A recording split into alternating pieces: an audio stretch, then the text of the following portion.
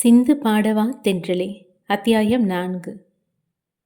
ஆதிரன் கேட்ட கேள்வியில் அனைவரும் அதிர்ந்து போய் நிற்க, அதற்குள் மோஹித் போய் டாக்டரை அழைத்து வர டாக்டர் வந்தார். டாக்டர், என் பையனுக்கு என்னாச்சு?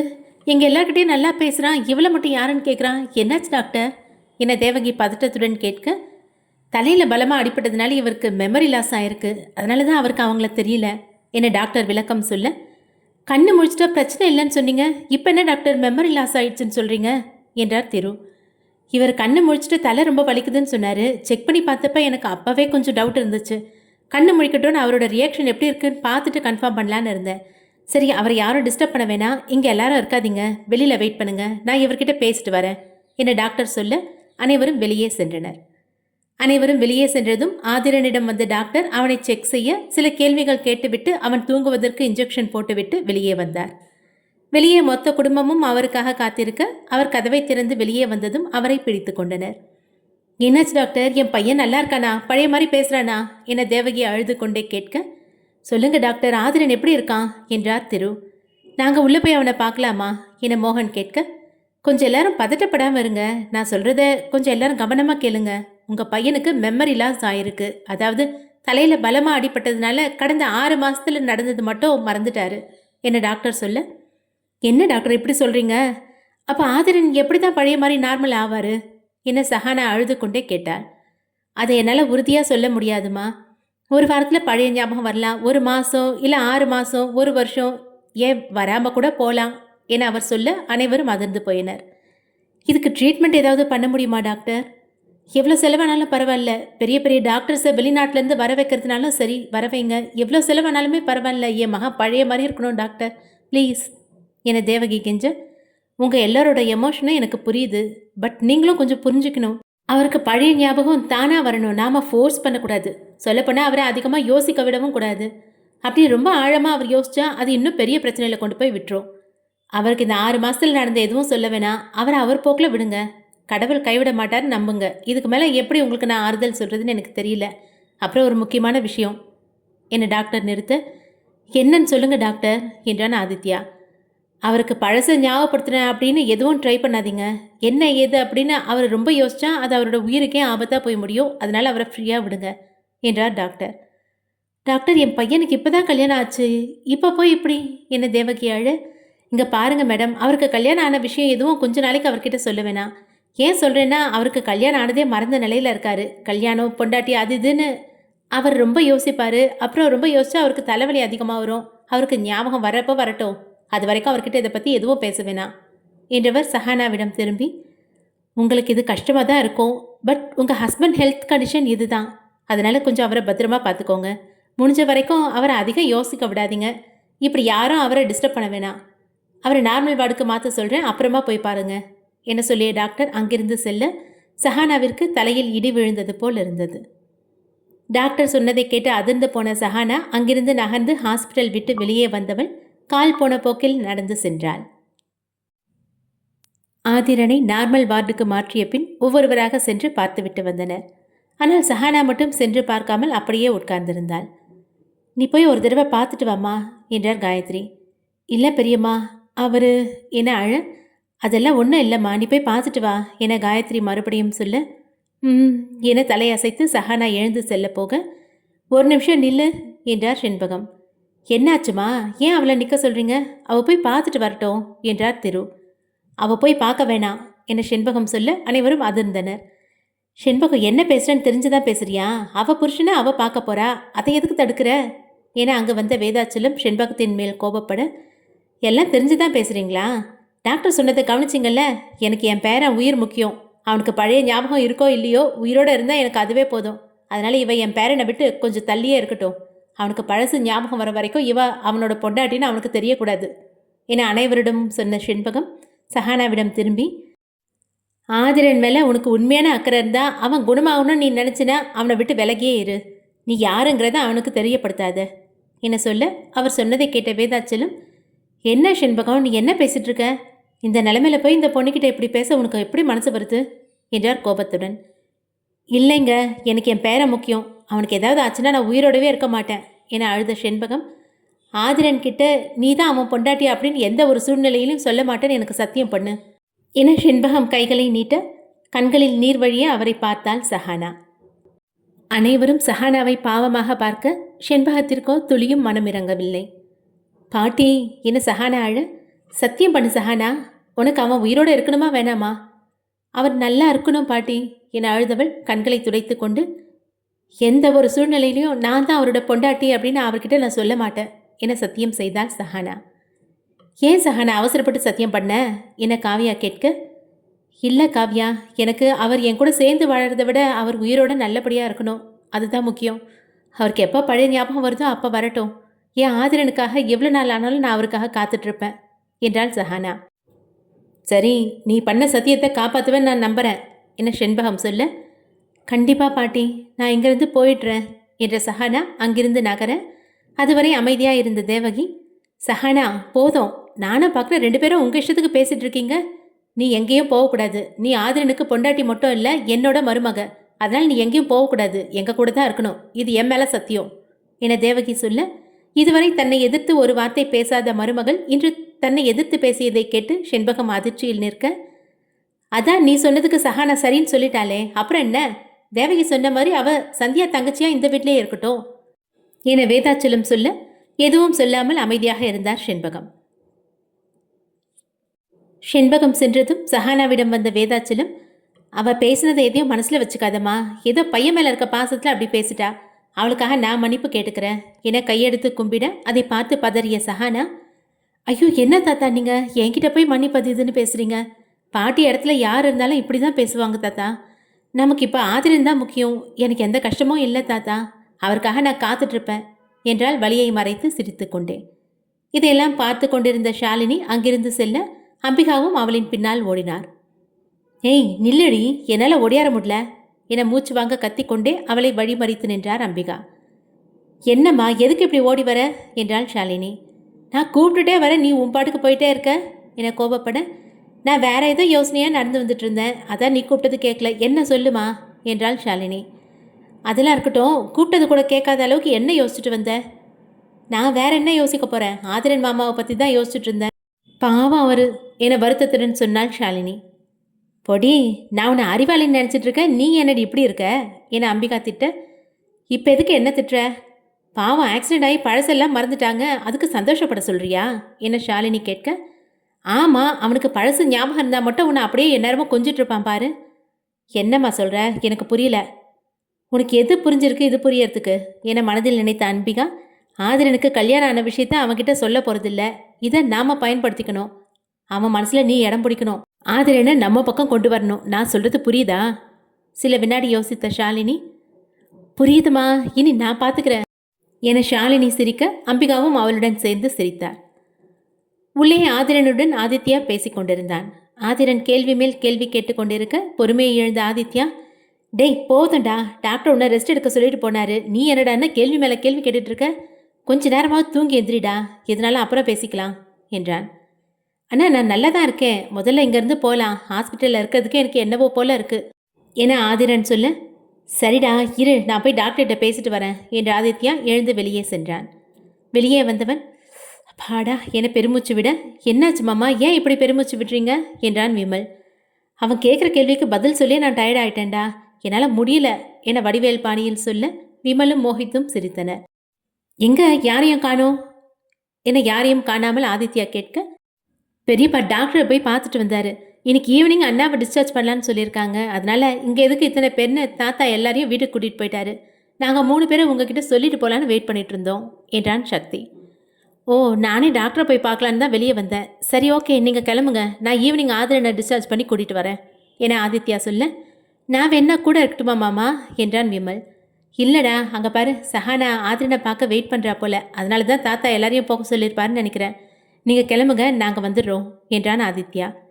சரிண்ணா, ஏதாவதுன்னா கால் பண்ணுங்க என சக்தி சொல்ல ஆதித்யா தலையசைத்தான். மூவரும் அங்கிருந்து செல்ல ஆதித்யா சஹானா அருகில் சென்றான். ஆதித்யாவை பார்த்ததும் சஹானா, என்னாச்சு மாமா, அவர் இப்போ எப்படி இருக்காரு, ஒன்றும் பிரச்சனை இல்லையே என பயந்து போய் கேட்க, ரிலாக்ஸ் சஹானா, அவன் நல்லா இருக்கான், நீ எதுக்கு இவ்வளோ பார்த்துட்டப்படுற, உன்னை ரொம்ப தைரியசாலின்னு நான் நினச்சேன் என ஆதித்யா சொல்ல, அதை கேட்டு சிரித்த சஹானா, நமக்கு ரொம்ப நெருக்கமானவங்களுக்கு ஏதாவது அப்படின்னா எவ்வளோ தைரியம் இருந்தாலும் அதெல்லாம் காணாமல் போயிடும் மாமா, இப்போ நானும் அப்படி தான் இருக்கேன் என்றாள் விரக்தியுடன். நீ ஃபீல் பண்ணாத சஹானா, அவனுக்கு சீக்கிரமே நினைவு வந்துடும். நீ ஆதிரனை லவ் பண்ணுறது தானே என ஆதித்யா கேட்க அவள் மௌனமாக தலையை குனிய, மௌனம் சம்மதத்துக்கு அறிகுறின்னு எடுத்துக்கலாமா என அவளை ஓட்ட, மாமா போதும் என வெட்கப்பட்டவள், நான் போய் ஒரு தடவை அவரை பார்க்கட்டுமா மாமா என அவனிடம் அனுமதி கேட்க, உன் புருஷனை பார்க்க என்கிட்ட எதுக்குமா கேட்குற, நீ தாராளமாக போய் பாரு என்றான் ஆதித்யா. அது இல்லை மாமா, பாட்டி என அவள் தயங்க, அவங்க வயசானவங்கம்மா, அப்படி தான் பேசுவாங்க, நீ போய் பாரு போ என சொல்ல ஆதிரனை பார்க்க சென்றாள் சஹானா. கதவு வரை சென்றவள் தயங்கி நின்றாள். உள்ளே போலாமா வேணாமா என தனக்குள் 1000 தடவை கேட்டவள் உள்ளே போகலாம் என இறுதியாக முடிவெடுத்து கதவை திறந்து உள்ளே செல்ல, ஆதிரன் நெற்றியில் கை வைத்தபடி அமர்ந்திருக்க அவனின் அருகில் சென்றவள், என்னாச்சுங்க, தலை ரொம்ப வலிக்குதா என கேட்க, நிமிர்ந்து அவளை பார்த்தவன் அவளை யாரென தெரியாமல் பார்க்க, என்னங்க ஏன் அப்படி பார்க்குறீங்க என்றாள் சஹானா. நீங்க யாரு என கேட்க இதயத்தில் ஊசி குத்தியது போல் இருந்தது அவளுக்கு. நான் நான் உங்கள் அண்ணி சந்தியாவோட தங்கச்சி என சஹானா சொல்ல, அண்ணியா என நெற்றியை சுருக்கினான் ஆதிரன். அவனுக்கு தன்னை மட்டுமல்ல கடந்த 6 மாதத்தில் நடந்த எதுவுமே ஞாபகம் இருக்காது என டாக்டர் சொன்னது நினைவு வர, உங்கள் அண்ணா ஆதித்யாவோட ஒய்ஃப் தான் என் அக்கா சந்தியா, இப்போ தான் அவங்களுக்கு மேரேஜ் ஆச்சு என சஹானா விளக்கம் தர, சரி, நீ ஏன் இங்கே இருக்க, அம்மா அண்ணாலாம் எங்க என கேட்டான் ஆதிரன். அத்தை வீட்டுக்கு போயிருக்காங்க, மாமா பில் பே பண்ண போயிருக்காங்க, மாமா தான் உங்களுக்கு துணையாக இருக்க சொன்னாங்க என சஹானா சொல்ல, எனக்கு யார் துணையும் வேணாம், நான் கொஞ்சம் தனியாக இருக்கணும், நீ வெளியில் போ என முகத்தில் அடித்தது போல் அவன் சொல்ல, அது கஷ்டமாக இருந்தாலும் அவனை தொந்தரவு செய்ய வேண்டாம் என நினைத்தவள் எழுந்து செல்ல போக, சேர் தடுக்கி பின்னால் சாய்ந்தவள் பெட்டில் உட்கார்ந்திருந்த ஆதிரன் மடியில் விழ அவளை தாங்கி பிடித்தான் ஆதிரன். ஆதித்யா கதவை திறக்கும் சத்தம் கேட்க அவசர அவசரமாக ஆதிரனிடமிருந்து விலகினாள் சஹானா. இன்னைக்கு ஈவினிங் டிஸ்சார்ஜ் ஆயிடலாம் டாக்டர் சொன்னார்ரா என ஆதித்யா சொல்ல, சீக்கிரம் அண்ணா, என்னால் இனி இங்கே இருக்க முடியாது, ஆஃபீஸில் நிறைய ஒர்க் பெண்டிங் இருக்கு என அவன் பேசிக்கொண்டே செல்ல, ஒரு நிமிஷம் இருறா, எதுக்கு இப்படி மூச்சு விடாமல் பேசிகிட்டு இருக்க, இங்கே பாரு, உனக்கு உடம்பு சரியாகிற வரைக்கும் நீ ரெஸ்ட் எடுக்கணும்னு டாக்டர் சொல்லியிருக்காரு, அதனால இந்த கம்பெனி விஷயத்தெல்லாம் கொஞ்சம் நாளைக்கு தள்ளி வை என ஆதித்யா சொல்ல, எனக்கு என்ன அண்ணா, நான் நல்லா இருக்கேன், ஐ எம் கம்ப்ளீட்லி ஆல்ரைட் என்றான் ஆதிரன். அதை நீ சொல்லக்கூடாதுடா, டாக்டர் சொல்லணும் என ஆதித்யா சொல்ல, அதை கேட்ட சஹானா சிரித்தாள்.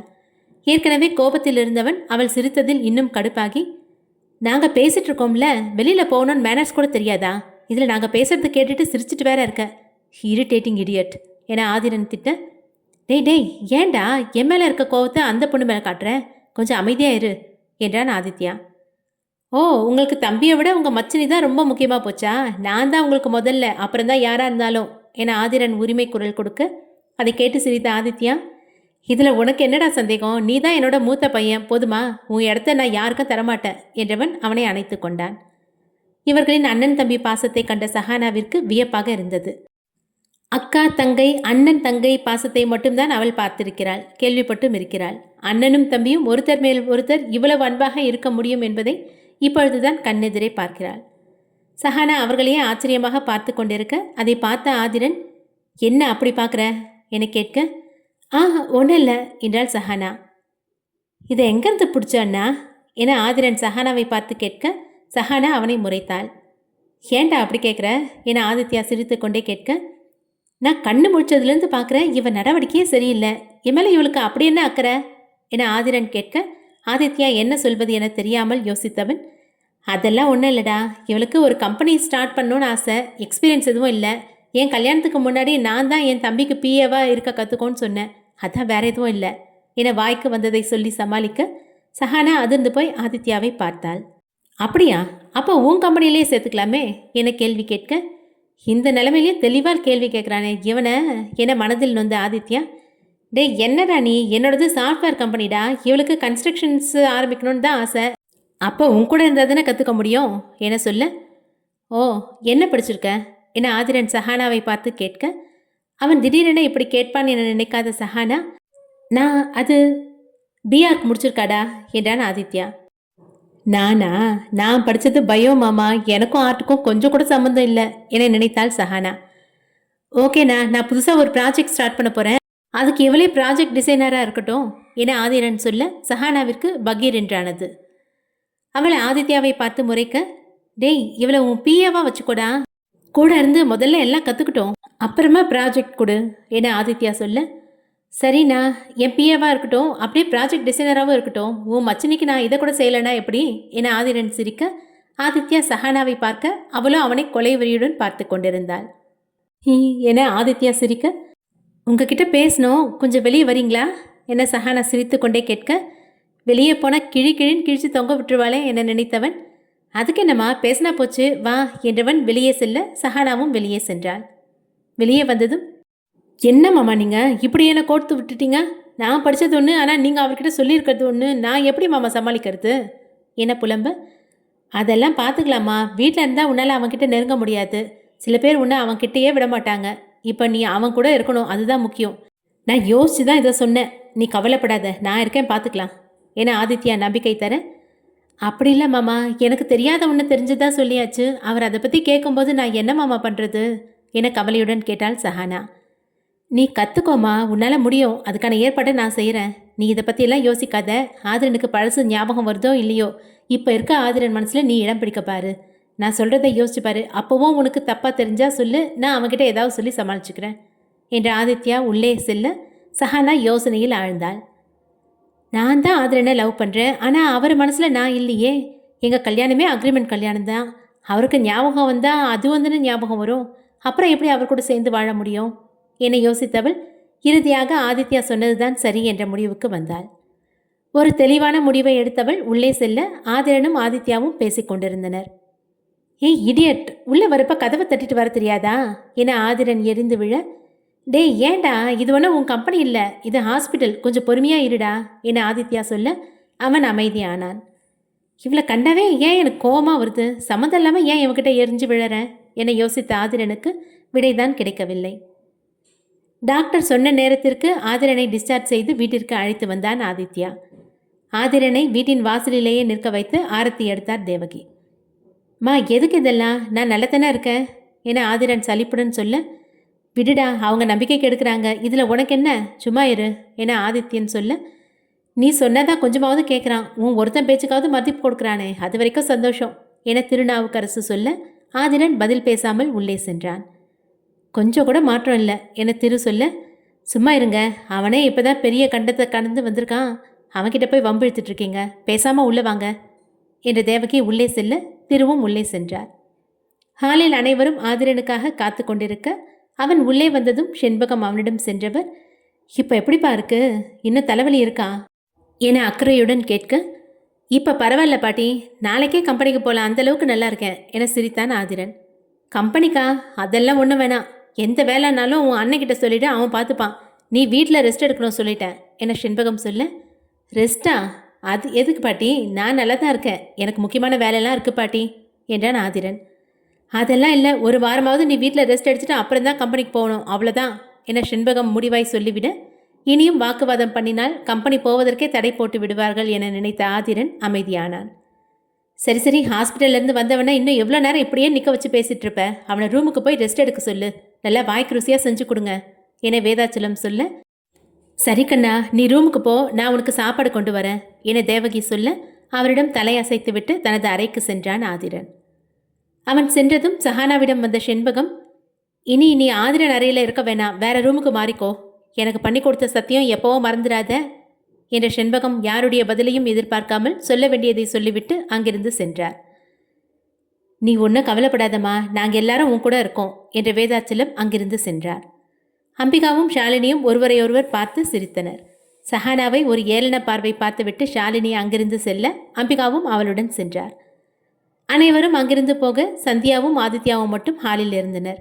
சஹானா இன்னமும் அப்படியே நின்றிருக்க ஆதித்யா சந்தியாவை ஜாடை காட்ட சஹானா அருகில் வந்த சந்தியா, என்ன சஹானா, ஏன் இப்படி நின்றுட்டுருக்க, தைரியத்தை மட்டும் கைவிட்டுறாத, உனக்கு நாங்கள் இருக்கோம், உங்கள் மாமா உனக்கு எப்பவும் சப்போர்ட்டாக இருப்பாங்க என சொல்ல அதை கேட்டு புன்னகைத்தாள் சஹானா. சரிக்கா, என்னோட ட்ரெஸ் எல்லாம் அவர் ரூமில் இருக்குது, அவர் எதுவும் கேட்கறதுக்கு முன்னாடி நானே போய் எடுத்துகிட்டு வந்துடுறேனே என்ற சஹானா மேலே செல்ல சந்தியாவின் தோளில் கை வைத்த ஆதித்யா, நீ ஒன்றும் கவலைப்படாத, சஹானாவையும் ஆதிரனையும் சேர்த்து வைக்க வேண்டியது என்னோட பொறுப்பு என சொல்ல சந்தியா புன்னகைத்தாள். மேலே அறையின் கதவு வரைக்கும் வந்த சஹானா அப்படியே தயங்கி நின்றாள். உள்ளே எட்டி பார்த்தவள், இங்கே தானே வரேன்னு வந்தாரு, ரூமில் இருக்க மாதிரியே தெரியலையே, எங்கேயாவது போயிட்டாரா இதுவும் நல்லதுதான், அவர் வரத்துக்குள்ள திங்ஸ் எல்லாத்தையும் எடுத்துட்டு கிளம்பிடணும் என நினைத்தவள் உள்ளே சென்று அவசர அவசரமாக அவளது உடைகளை எல்லாம் ஒரு பெட்டியில் எடுத்து அடுக்கினாள்.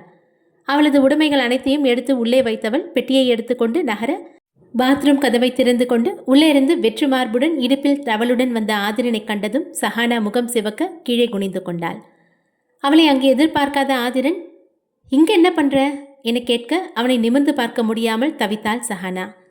தான் கேட்டும் அவள் பதில் சொல்லாமல் குனிந்திருப்பதை பார்த்தவன், உன்னதான் கேட்கிறேன், இங்கே ஏன் ரூம்ல என்ன பண்ற என குரலை உயர்த்தி கேட்க பயந்து போன சஹானா அவனை நிமிர்ந்து பார்த்தாள். அவள் பார்வையில் எதையோ கண்டவன் அவளை நோக்கி அழுத்தமான காலடிகளை எடுத்து வைக்க சஹானாவிற்கு உதறல் எடுத்தது. இவர் என்ன இப்படி வந்துட்டு இருக்காரு, இவர் பார்வையே சரியில்லையே என நினைத்தவள் பின்னால் அடி எடுத்து வைக்க ஆதிரன் அவளை நோக்கி முன்னால் அடி எடுத்து வைத்தான். பின்னால் சென்றவள் கதவில் முட்டி அப்படியே நிற்க அவளின் அருகில் சென்ற ஆதிரன் அவளின் இருபுறமும் அணை கட்டினான். தன் மருண்ட விழியால் சஹானா ஆதிரனை பார்க்க இமைக்காமல் தன்னையே பார்த்து கொண்டிருந்த அவளது கண்களை சில வினாடிகள் பார்த்தவன், என்ன என்றான் புருவம் உயர்த்தி. அது அது என அவளது வார்த்தைகள் தந்தி அடிக்க அவளது உதட்டில் விரல் வைத்தவன், இங்க என்ன பண்றேன்னு கேட்டேன், அதுக்கு நீ இன்னும் பதில் சொல்லலை என ஆதிரன் கேட்க, அது ரூம் மாறி வந்துட்டேன் என டக்குன்னு வாய்க்க வந்ததை சொல்ல கீழே விழுந்து கிடந்த அவளது பெட்டியை பார்த்தவன், உண்மையாவே ரூம் மாறி தான் வந்தியா என கேள்வி கேட்க, என்றாள் ஒற்றை வரியில். சரி போ என சொல்ல அவளும் அப்படியே நின்றிருந்தாள். அதை பார்த்து கடுப்பானவன், உன்னை போன்னு சொன்னேன், அப்புறம் அப்படியே நின்றுட்டு இருந்தா என்ன அர்த்தம் என திடீரென கோபத்துடன் கேட்க, கையை இப்படி வச்சுட்டு இருந்தா எப்படி போறது என சஹானா வாயில் முனக அதை கேட்டவன் உடனே அவளை அணை கட்டியிருந்த தன் கைகளை எடுத்தான். சஹானா இன்னமும் போகாமல் அவனையே பார்த்து கொண்டு நிற்க, ஹேய் இன்னும் என்ன பார்த்துட்டு இருக்க, கிளம்பு சீக்கிரம், நான் கொஞ்சம் தூங்கணும் என சொல்ல, நான் உனக்கு கேட்டா தப்பாக எடுத்துக்க மாட்டீங்களே என அவள் இழுக்க, என்ன சொல்லு என்றான் கடுப்புடன். நீங்கள் கோவமாக கேட்குறீங்க, சிரிச்சுக்கிட்டே கேட்டால் தான் சொல்லுவேன் என சொல்ல, என்னடா இது பெரிய இம்சையாக போச்சு என நினைத்த ஆதிரன், இப்போ சொல்லு என்ன என்றான் கடுப்பை மறைத்து கொண்டு. இதுக்கு முதல்லையே பரவாயில்ல என மனதில் நினைத்தவள், நீங்கள் எப்பவும் இப்படி தானா என சஹானா சீரியஸாய் கேட்க, என்ன இப்படி தானா என்றான் அவன் எதுவும் புரியாமல். கீழே விழுந்தோம் மீசையில் மண் ஓட்டலன்னு ஒரு பழமொழி சொல்லுவாங்கல்ல, அது மாதிரி என சொல்ல அவள் எதற்கு சொல்கிறாள் என்பதை புரியவும், ஏய் உன்ன என அவளை அடிக்க கை ஓங்க அதற்குள் பெட்டியை எடுத்துக்கொண்டு சிட்டாய் பறந்து போனாள் சஹானா. சரியான இம்சராணியாக இருப்பா போல என நினைத்தவன் ஹாஸ்பிட்டலில் இருந்தது களைப்பாக இருக்க படுத்ததும் உறங்கி போனான். ஆதிரன் அறைக்கு எதிரே இருந்த அறைக்கு வந்த சஹானா பெட்டியை வைத்துவிட்டு பெட்டில் அமர்ந்தாள். அவர்கிட்ட பொய் சொல்லி அவர் கம்பெனியில் சேர்ந்தாச்சு, அவருக்கு உண்மை என்னன்னு தெரியறதுக்குள்ளே நாம் அதை கற்றுக்கணும், அதுக்கான வேலையை பார்க்கணும் என நினைத்தவள் ஃபோனை எடுத்து சென்னையில் உள்ள ஆர்கிடெக்ட் நிபுணர்கள் யார் யார் என கூகுளில் தேட சில நிமிடங்களில் அவளுக்கு தேவையான தகவல்கள் கிடைக்க அதை குறித்து கொண்டாள். எப்படியோ ஆள் யாருன்னு கண்டுபிடிச்சாச்சு, நாளைக்கு காலையில் முதல் வேலையாக இவங்களை போய் பார்த்துடணும், எப்படியாவது அவங்கக்கிட்ட கற்றுக்கணும் என நினைத்தவள் ட்ரெஸ் எடுத்துக்கொண்டு குளிக்கச் சென்றாள். எவ்வளவு நேரம் தூங்கினானோ கதவு தட்டும் சத்தம் கேட்டு எழுந்த ஆதிரன் கதவை திறந்தான். தேவகி நின்று கொண்டிருக்க, சொல்லுங்கம்மா என்றான் ஆதிரன். நீ கீழே வருவேன் பார்த்துட்டு இருந்தேன்ப்பா, நீ வரல, அதான் உனக்கு சாப்பாடு மேலேயே கொண்டு வந்துட்டேன் என்றார் தேவகி.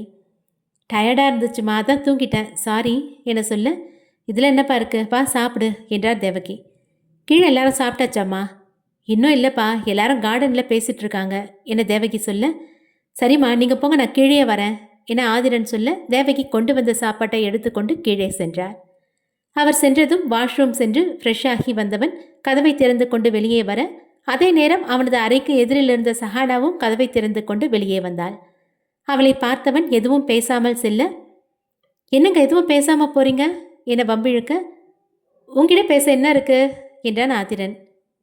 என்ன மாமா இப்படி சொல்லிட்டீங்க, போங்க என அவள் வருத்தப்பட, ஏய் இரு இரு என்றவன், இப்போ என்ன சொன்ன மறுபடியும் சொல்லு என கேட்க, என்ன இப்படி சொல்லிட்டீங்கன்னு கேட்டேன் என்றாள் சஹானா. இல்லை வேற என்னமோ சொன்ன, ஒழுங்கா அப்போ என்ன சொன்னியோ அதே மாதிரி சொல்லு என ஆதிரன் கேட்க சில வினாடி யோசித்தவள், என்ன இப்படி சொல்லிட்டீங்க போங்க அப்படின்னு சொன்னேன் என சொல்ல, இல்லை வேற என்னமோ சொன்ன என்றான் ஆதிரன். போங்க நான் போறேன் என அவள் செல்ல அவளின் கையை பிடித்து நிறுத்தினான் ஆதிரன். அவனது திடீர் தொடுகையில் பெண்ணவள் முகம் சிவக்க, கையை விடுங்க நான் போறேன் என்றாள் சஹானா.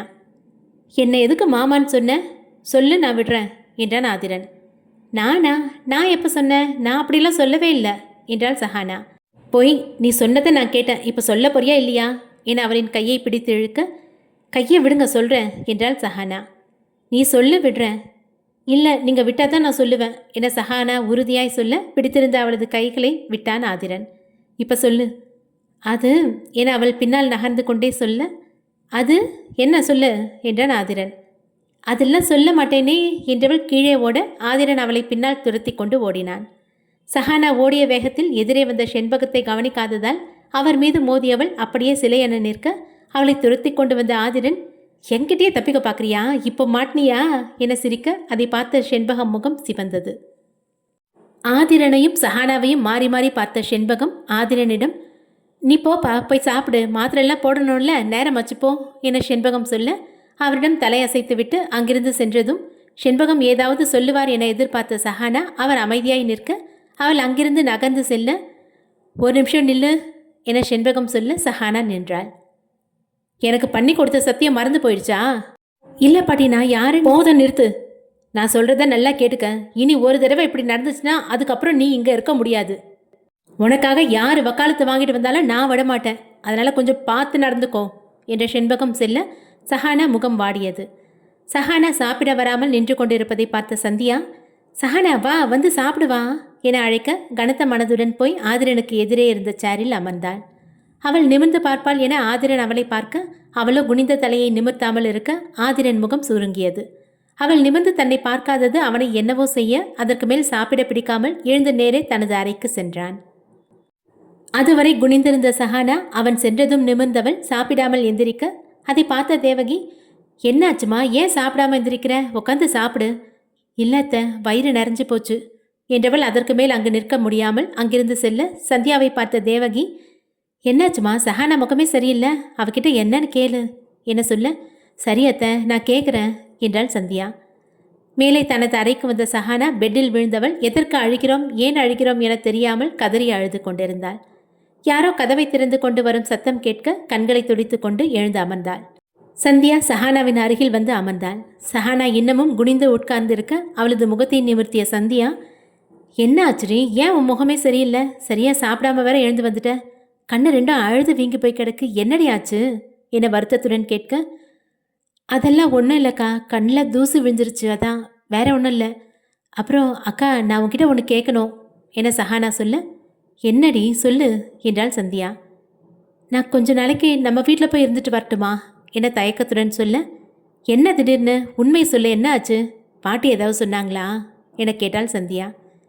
இல்லைக்கா, பாட்டி எதுவும் சொல்லலை, எனக்கு பெரியம்மா நினைப்பாவே இருக்குது, கொஞ்ச நாள் நம்ம வீட்டில் போய் இருக்கலான்னு இருக்குது, அதான், வேற ஒன்றும் இல்லை என சஹானா சொல்ல, அவ்வளோதானே, நான் அத்தைக்கிட்ட சொல்கிறேன் சரியா என்றாள் சந்தியா. அவளது கையை பிடித்த சஹானா, தேங்க்ஸ்க்கா என சொல்ல, ஏய் நமக்குள்ளே எதுக்கு இந்த தேங்க்ஸ் எல்லாம், விடு, நான் அத்தைக்கிட்ட கேட்டுட்டு என்னன்னு சொல்கிறேன் என சொல்லிவிட்டு செல்ல, யாரிடமாவது மனம் விட்டு பேசினால் நன்றாக இருக்கும் என நினைத்தவள் காவ்யாவிற்கு ஃபோன் செய்ய போனாள்.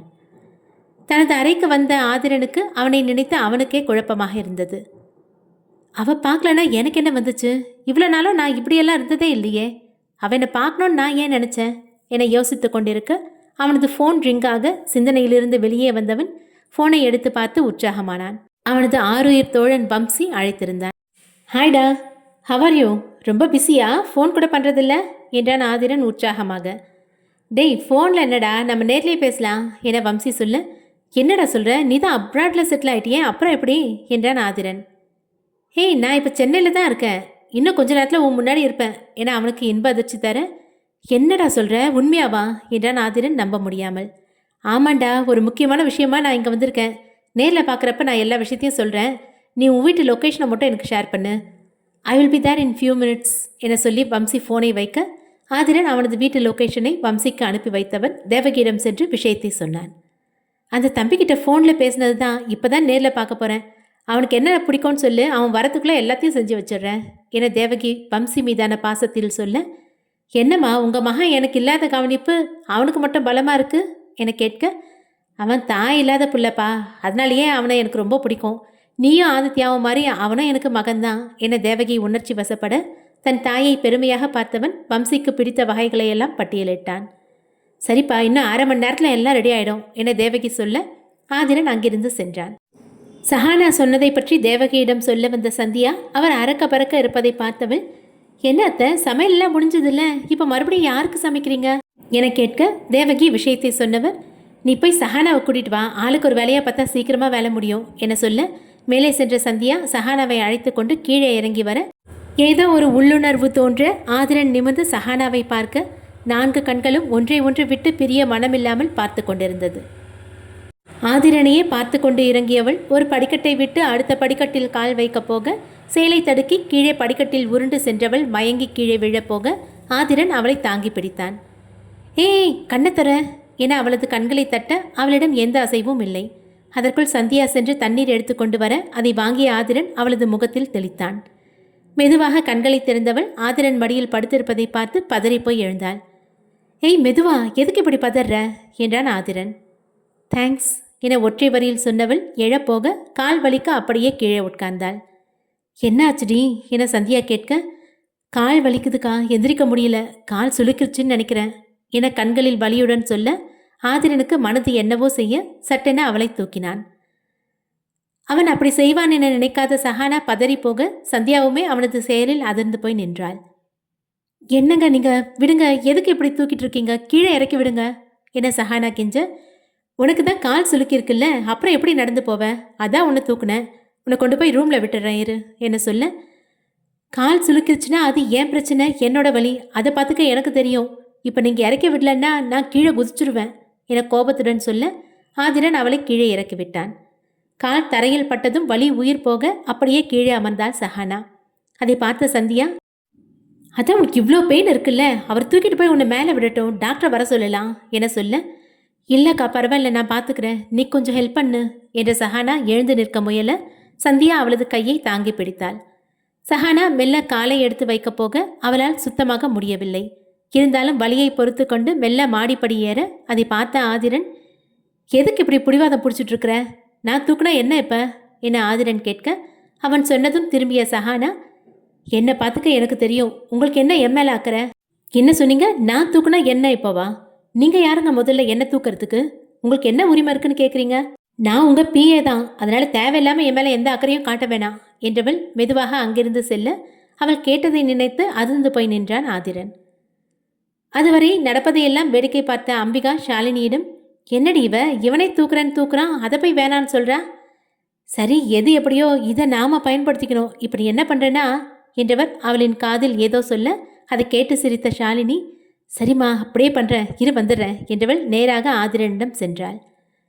சஹானாவை அழைத்து கொண்டு அவளது அறைக்கு வந்த சந்தியா, என்னடி நீ ஏன் ஆதிரன் கிட்ட அப்படி பேசின, பாவம் அவர் எந்த ஒரு தப்பான எண்ணத்துலேயும் ஒன்று தூக்கலடி, நீ அப்படி சொன்னது அவர் முகமே வாடி போயிடுச்சு என சந்தியா சொல்ல சஹானா கண்களிலிருந்து கண்ணீர் வடிந்தது. அதை பார்த்து பதறிய சந்தியா, எதுக்கடி அழற, என்னாச்சு என கேட்க, அவர் என்னை தூக்குனதும் எனக்கும் சந்தோஷமாக தான்க்கா இருந்துச்சு என்றாள் சஹானா. அப்புறம் ஏண்டி அவரை அந்த திட்டின, அம்பிகா பெரியமாவும் ஷாலினியும் மறைஞ்சு நின்று பார்த்துட்டு இருந்தாங்க, நான் மட்டும் அவரை திட்டி பேசலன்னா உடனே பாட்டிக்கிட்ட போய் போட்டு கொடுத்துருப்பாங்க, அதான் வேணும்னே அவரை திட்டினேன், அவரை திட்டினதை நினச்சி அவரை விட நான் தான் அக்கா ரொம்ப கஷ்டப்படுறேன் என்ன சஹானா அழ அவளது கண்ணீரை துடைத்த சந்தியா, அழாத, நீ பண்ணதும் சரிதான், அவங்க பாட்டிக்கிட்ட சொல்லியிருந்தா இந்நேரம் நடக்கிறதே வேறையாக இருந்திருக்கும், குடும்பத்தில் தேவையில்லாமல் எல்லாரோட நிம்மதியும் கெட்டு போயிருக்கும், ஆனால் நீ இதெல்லாம் யோசித்து ஒரு நல்ல விஷயந்தான் பண்ணியிருக்க, நீ ஃபீல் பண்ணாத, உன் மேலே எந்த தப்பும் இல்லை, அழாத என சொல்லியவள் அவளது கண்ணீரை துடைத்து விட்டாள். சஹானா பேசிவிட்டு சென்றதும் ஆதிரன் அப்படியே நின்றிருக்க அவனின் அருகில் வந்த ஷாலினி, இந்தாங்க மாமா தண்ணி குடிங்க முதல்ல என நீட்ட அதை வாங்கி குடித்தான். என்ன மாமா நீங்கள் நம்ம ஸ்டேட்டஸ்க்கு இவகிட்டெல்லாம் போய் பேசிகிட்டு இருக்கீங்க, அவளுக்கு கால் சுலுக்குனா என்ன, கை சுலுக்குனா உங்களுக்கு என்ன, உங்கள் தகுதியை விட்டுட்டு அவள் தகுதிக்கு நீங்கள் இறங்கி போனதில் தான் அவகிட்ட எல்லாம் பேச்சு வாங்கிட்டு நிற்கிறீங்க, இதெல்லாம் தேவையா உங்களுக்கு என எங்கே அடித்தால் அவனுக்கு கோபம் வரும் என தெரிந்து அங்கே அடிக்க அவள் எதிர்பார்த்தது போலவே ஆதிரனின் முகம் சிவந்தது. ஆதிரனுக்கு இயல்பாகவே எதிலும் ஸ்டேட்டஸ் பார்க்கும் குணம் உண்டு. தன் ஸ்டேட்டஸுக்கு குறைவானவர்களிடம் ஒரு இடைவெளி விட்டுதான் பேசுவான். அதை மறந்து சஹானாவிடம் நடந்து கொண்டதை நினைத்தவனுக்கு அவன் மேலேயே கோபம் வர கையிலிருந்த கண்ணாடி தம்ளரை அழுத்த அது உடைந்து அவனது கையை கிழிக்க கையிலிருந்து ரத்தம் வழிந்தது. மாமா ஏன் இப்படி பண்ணீங்க, கையில் ரத்தம் எப்படி வருது பாருங்க என பதறியவள் ஓடிப்போய் ஃபர்ஸ்ட் எய்ட் பாக்ஸை எடுத்து வந்து அவனது காயத்திற்கு மருந்திட்டாள். என்ன மாமா நீங்க, அவள் பேசுனதுக்கு அவளுக்கு தண்டனையை கொடுக்கறத விட்டுட்டு நீங்கள் எப்படி உங்களை காயப்படுத்திக்கிறீங்க? இந்த மாதிரிலாம் இப்படி பண்ணாதீங்க மாமா, அவளுக்கு என்ன பண்ணுறதுன்னு யோசிங்க என ஷாலினி சொல்ல திரும்பி ஒரு பார்வை பார்த்துவிட்டு மேலே சென்றான். சந்தியா ஆதித்யாவிடம் விஷயத்தை சொல்ல அவன் டாக்டரை அழைத்து கொண்டு வந்திருந்தான். அவளை செக் செய்து மருந்து கொடுத்தவர் அவள் தூங்குவதற்கு பெயின் கில்லர் மருந்து போட்டு விட்டு செல்ல மருந்தின் வீரியத்தில் நன்றாக தூங்கினாள். மேலே தனது அறைக்கு வந்தவன் அவனது அறை கதவு வரை சென்றவன் உள்ளே போகாமல் அப்படியே நின்றான். சில வினாடி யோசித்தவன் எதிரே இருந்த சஹானாவின் அறை கதவை திறந்து கொண்டு உள்ளே சென்றான். ஆழ்ந்த தூக்கத்தில் சஹானா இருக்க குழந்தை போல் உறங்கும் அவளை தன்னை மறந்து ரசித்தான் ஆதிரன். அவனது பார்வை காலுக்கு வர அவளின் அருகில் சென்று காலை தொட்டு பார்த்தான். அடிபட்ட கால் கண்ணி போய் சிவந்திருந்தது. தனது அறைக்கு சென்றவன் ஆயில் ஒன்றை எடுத்துக்கொண்டு மறுபடியும் அவளின் அறைக்கு சென்றான். உள்ளே சென்றவன் அவளது காலுக்கு அருகில் சேரை எடுத்து போட்டு கொண்டு வந்த எண்ணெயை அவளது காலுக்கு தேய்த்து விட்டான். அப்படியே மெதுவாக அவள் எழாத வண்ணம் மசாஜ் செய்து விட்டான். வலியில் அவளது முகம் சுருங்க அது அவனுக்கு வலிப்பது போல் இருந்தது. மருந்தை நன்றாக தேய்த்து விட்டவன் முடிந்ததும் அவன் வந்த சுவடு தெரியாமல் அங்கிருந்து எழுந்து யாரும் பார்க்காததற்கு முன் அவனது அறைக்கு சென்றான்.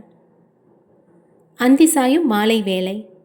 தூக்கத்திலிருந்து கண் விழித்த சஹானா காலில் இப்பொழுது சுத்தமாக வலி இல்லாமல் இருப்பதை பார்த்தவளுக்கு ஆச்சரியமாக இருந்தது. என்ன அதுக்குள்ளே சரியாயிடுச்சு? டாக்டர் கொடுத்த மருந்து அதுக்குள்ளே கேட்டுருச்சா என வியந்தவள் வாஷ்ரூம் சென்று ஃப்ரெஷ் ஆகி கீழே வந்தாள்.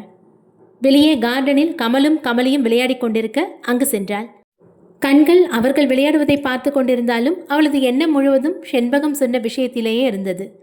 சந்தியா வந்தது கூட தெரியாமல் அவள் ஏதோ தீவிரமான யோசனையில் நின்றிருக்க, சஹானா, சொல்லுக்கா, ஏன் இங்கே நின்றுட்டுருக்க? இப்போ வலி எப்படி இருக்கு என கேட்க, பரவாயில்லக்கா, ரூமில் போர் அடிச்சது, அதான் கொஞ்சம் நேரம் இங்கே நிற்கலாம். பொய் சொல்லாத, பாட்டி பேசினதை நினச்சி தானே யோசிச்சுட்ருக்க, இதெல்லாம் பெருசாக எடுத்துக்காத. சே அப்படிலாம் எதுவும் இல்லைக்கா, அவங்க என்ன எப்படி பார்க்குறாங்கன்னு தெரியாது. நான் ஏன் சொந்த பாட்டியாக தான் அவங்கள பார்க்குறேன். நம்ம பாட்டிக்கிட்ட தான் சரியாக பேச முடியல. இப்போ இவங்களும் என் மேலே கோவப்படுறது தான் எனக்கு கஷ்டமாக இருக்குது. இதுக்கெல்லாம் ஃபீல் பண்ணால் எப்படி? இப்போ ஆதிரன் இப்படி இருக்கிறதுனால பாட்டி அப்படி இருக்காங்க. இதுவே ஆதிரன் குணமாயிட்டா பாட்டி பழைய மாதிரி உங்ககிட்ட பாசமாக இருப்பாங்க. நீ நம்பிக்கையோடு இரு. சந்தியா சொல்ல சஹானா புன்னகைத்தாள். அப்போது வேகமாக உள்ளே ஒரு கார் வந்து இருவருக்கும் முன்னால் பிரேக் போட்டு நிற்க இருவரும் திகைத்து போய் நின்றனர். சிரித்து கொண்டே உள்ளே இருந்து இறங்கினான் வம்சி.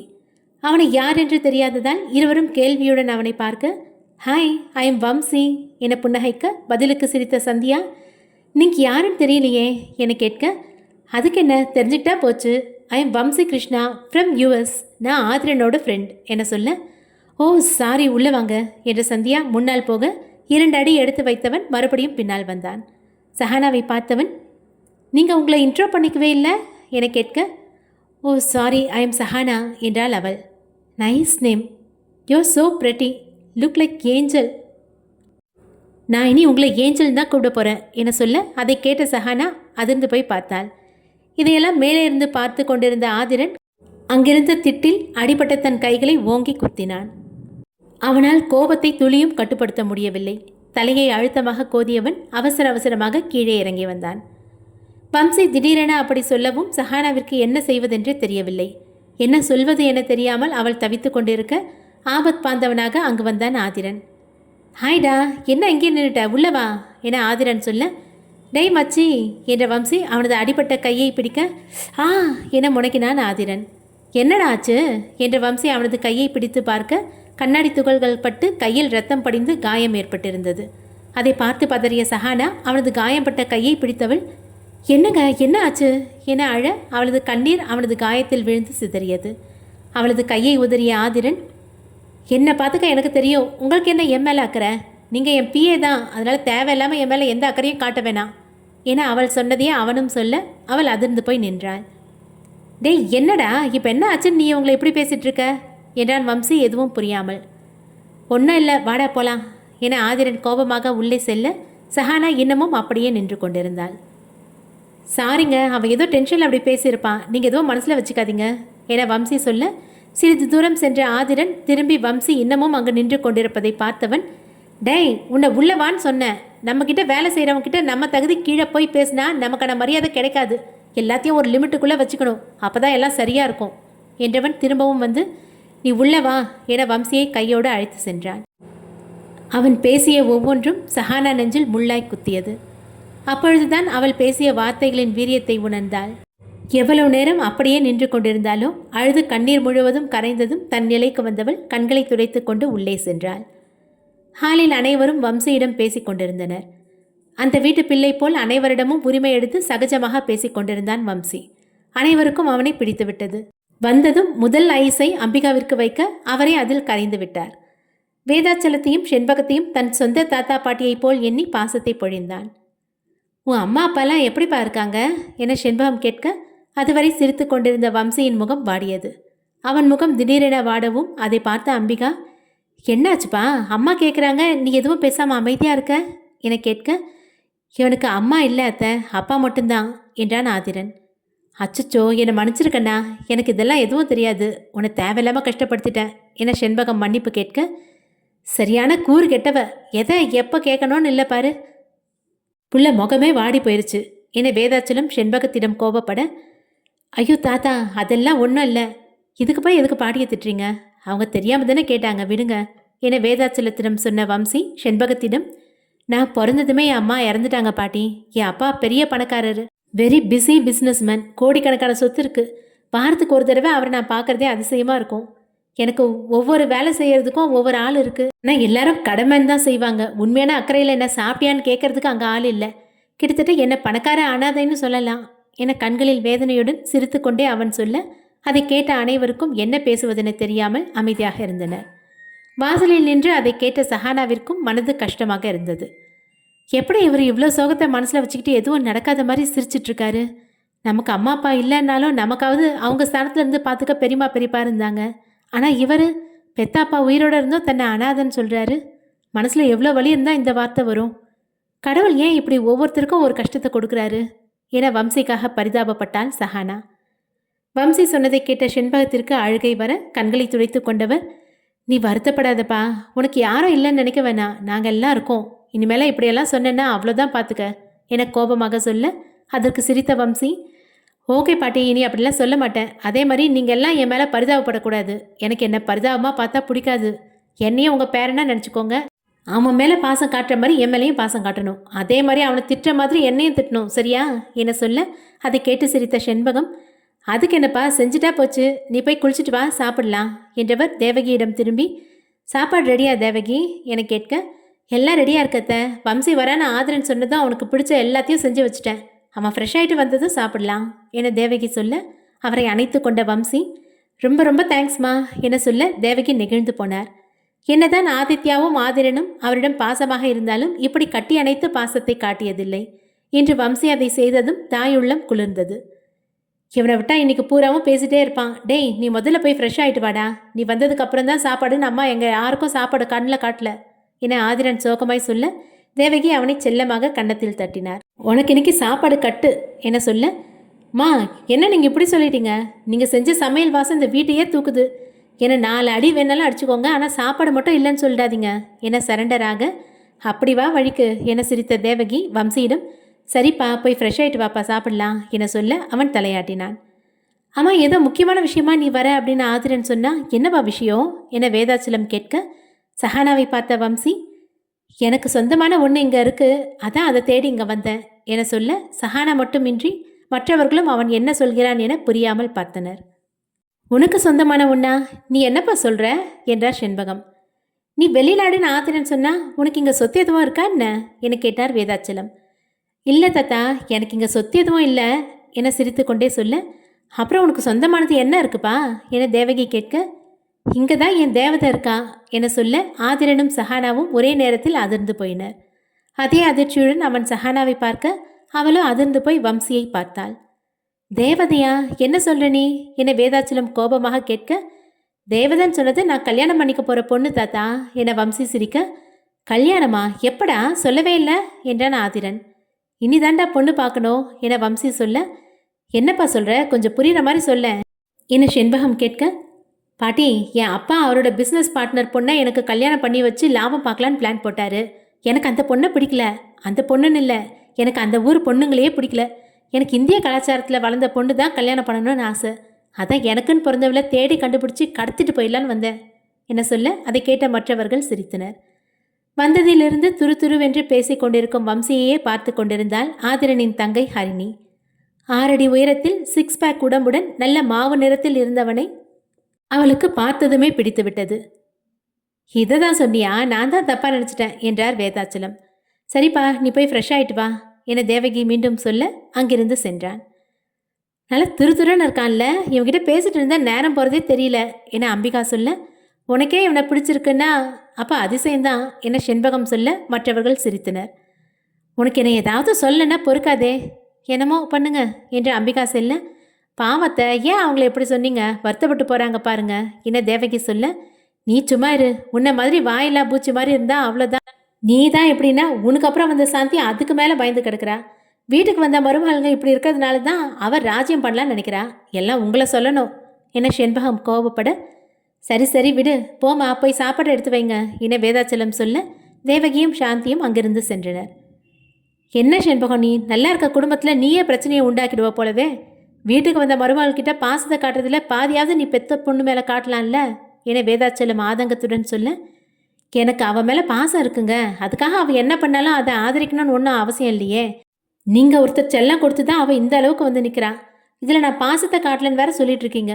உங்களுக்கு இப்போ தெரியாதுங்க, அவள் சுயரூபம் ஒரு நாள் தெரிய வரும், அப்போ புரிஞ்சுக்குவீங்க என்ற செண்பகம் அவரின் பதிலை எதிர்பார்க்காமல் அங்கிருந்து சென்றார்.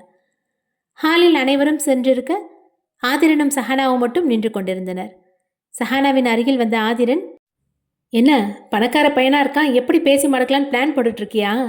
என்ன சொல்கிறீங்க என்றால் கோபத்துடன். சும்மா நடிக்காத, அதான் கார்டனில் பார்த்தனே அவன்கிட்ட சிரித்து சிரித்து பேசினத சொல்லி என்ன பிளான் போட்டிருக்க என்ன ஆதிரன் கேட்க, அது அவளின் தன்மானத்தை தூண்டியது.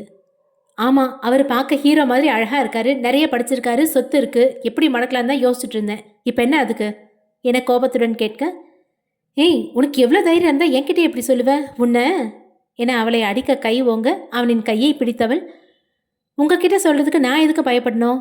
நான் அப்போவே சொன்னேன் என் மேலே அக்கறை காட்ட உரிமை இல்லை அப்படின்னு. அதே மாதிரி என் வாழ்க்கையில் தலையிடவும் என் மேலே கோவப்படவும் என்னை அடிக்கவும் உங்களுக்கு யாரும் உரிமை தரல. தேவையில்லாமல் மேலே கை வைக்கிற வேலையெல்லாம் வேணாம். நீ சொல்கிறது சரிதான், உன்கிட்ட எனக்கு எந்த உரிமையும் இல்லை தான். நீ என் பிஏ மட்டும்தான். ஸோ நீ எப்படி பண்ணாலும் ஐ டோன்ட் கேர். உன்னை பற்றி உன் கேரக்டரை பற்றி இப்போ நல்லா தெரிஞ்சுக்கிட்டேன். உன்னை போய் நான் ஆனால் என் ஃப்ரெண்டை உன்கிட்ட இருந்து காப்பாற்ற வேண்டியது என்னோட கடமை. நான் இருக்கிற வரைக்கும் உன்னால் அவன் நிழலை கூட நெருங்க முடியாது.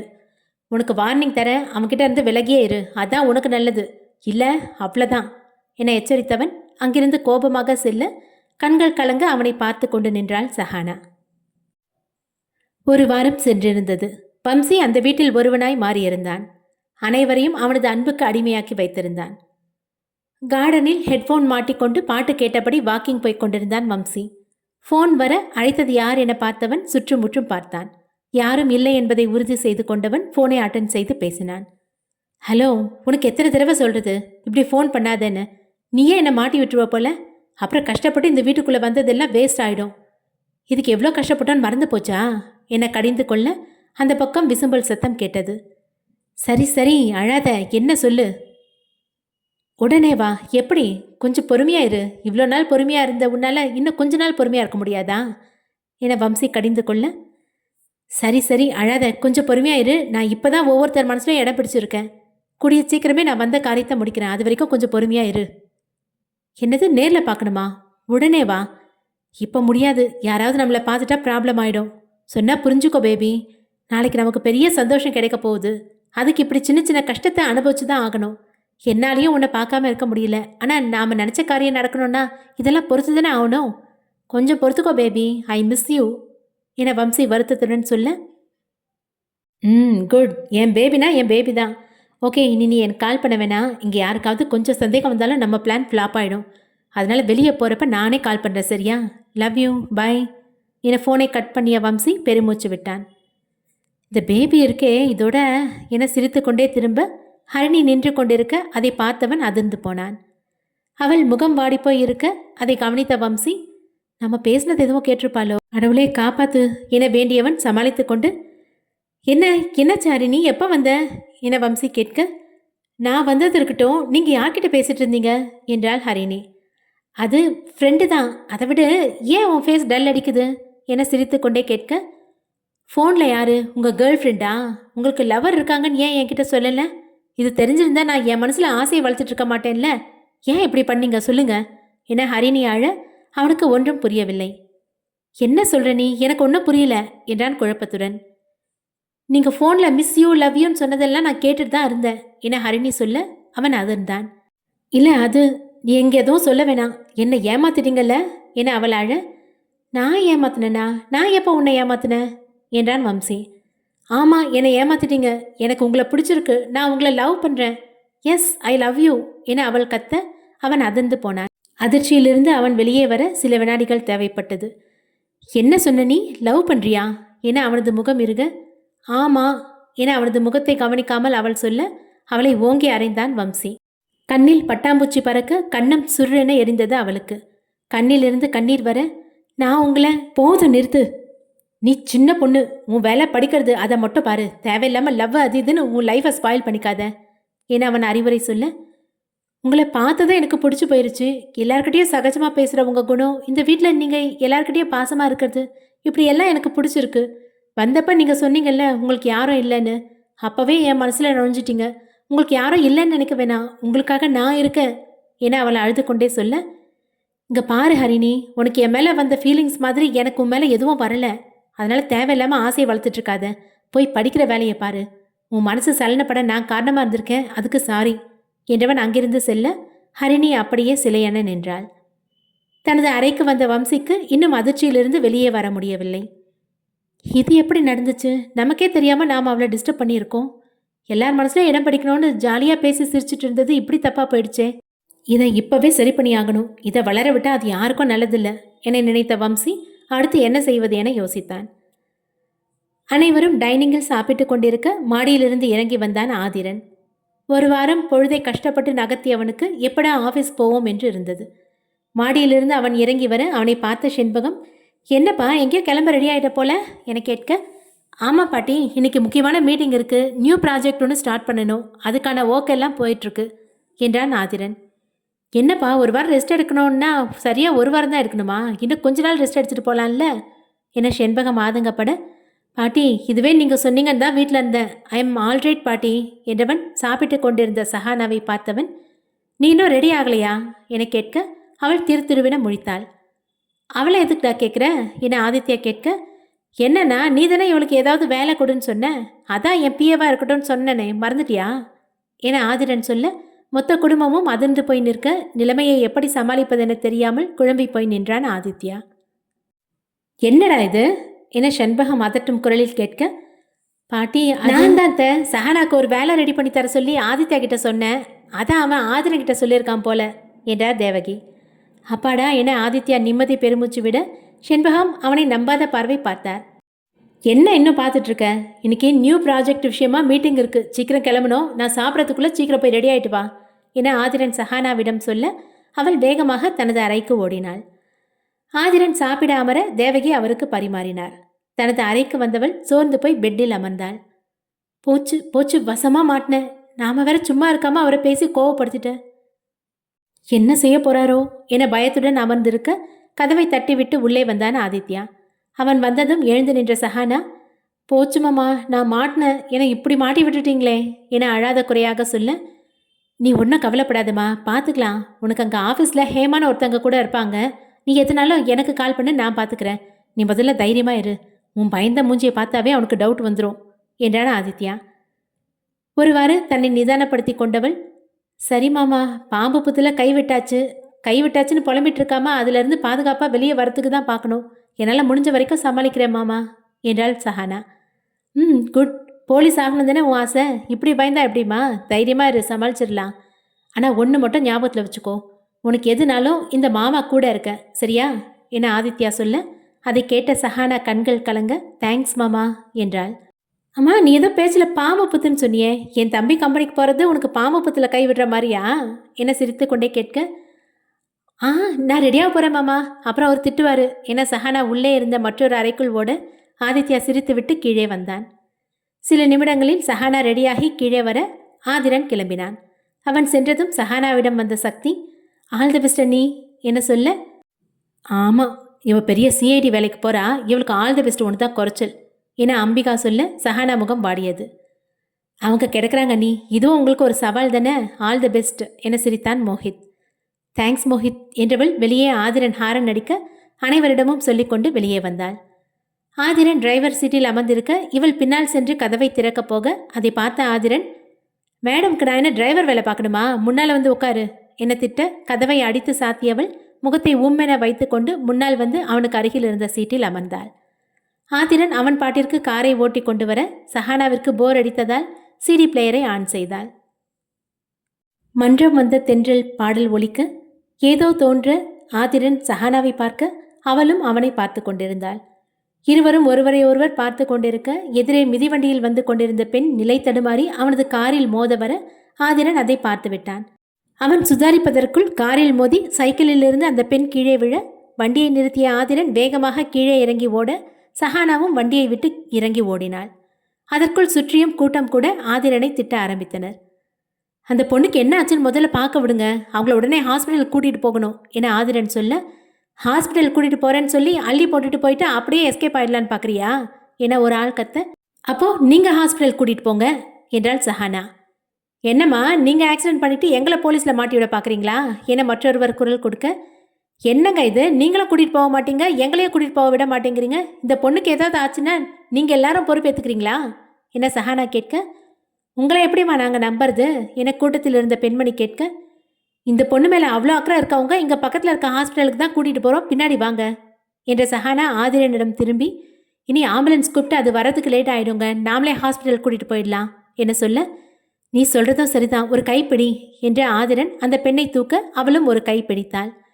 காரின் பின் சீட்டில் அந்த பெண்ணை படுக்க வைத்து அவளின் அருகில் சஹானா அமர ஆதிரன் முன்னால் வந்து காரை எடுத்தான். அதற்குள் காரின் நம்பரை நோட் செய்த ஒருவன் போலீஸுக்கு ஃபோன் செய்து விஷயத்தை சொல்லி காரின் நம்பரை கொடுத்தான். பக்கத்திலிருந்து ஹாஸ்பிட்டலுக்குள் சென்று காரை நிறுத்திய ஆதிரன் உள்ளே சென்று ரிசப்ஷனிடம் சென்று விஷயத்தை சொல்ல வெளியே ஸ்ட்ரக்சர் கொண்டு வந்து அந்த பெண்ணை அதில் படுக்க வைத்து உள்ளே அழைத்து சென்றனர். ஆதித்யாவிற்கு ஃபோன் செய்து விஷயத்தை சொன்ன ஆதிரன் சஹானாவிடம், நீ ஆட்டோ பிடிச்சு வீட்டுக்கு கிளம்பு, நான் என்னன்னு பார்த்துட்டு வரேன் என சொல்ல, இல்லை நான் உங்களை தனியாக விட்டுட்டு போக மாட்டேன், வாங்க உள்ளே போகலாம் என அவள் உள்ளே செல்ல அவனும் உள்ளே சென்றான். அடுத்த எபிசோட் விரைவில். நன்றி.